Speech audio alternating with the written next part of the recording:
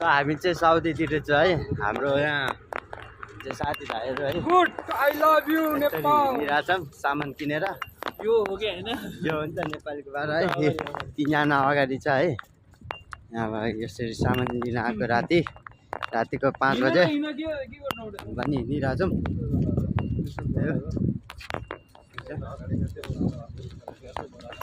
अगाडि हिँडिरहेछ साथीहरू है।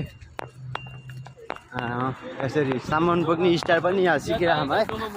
जुन ठाउँमा पनि काम राख्न सक्छ यो यस्तो बोकाइले है। तपाईँहरू पनि यसो आउनु यो स्टाइलले चाहिँ जुन ठाउँमा पनि काम राख्न सक्छ है। यो देख्न सक्नुहुन्छ है।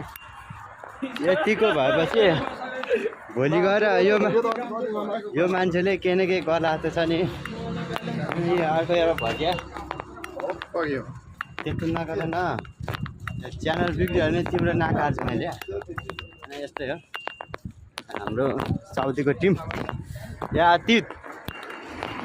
अतीतको बाख्राको जस्तो मुख्य पोक्यो है। दुईजना दाइ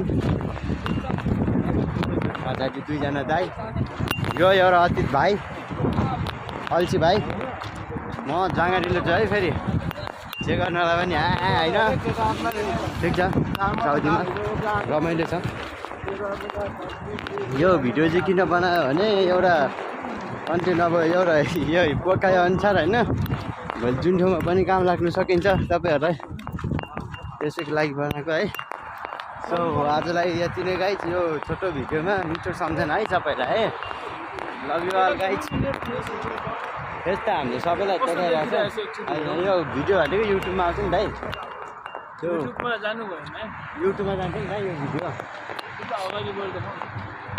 यतिको हो नि त भिडियो गर्नु भाइ। I love you.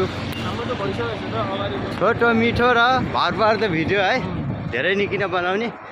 एउटा कथा भनेको थोरै पर्दा धेरै बुझिन्छ। त्यही अनुसारको भिडियो है गाइज। By by.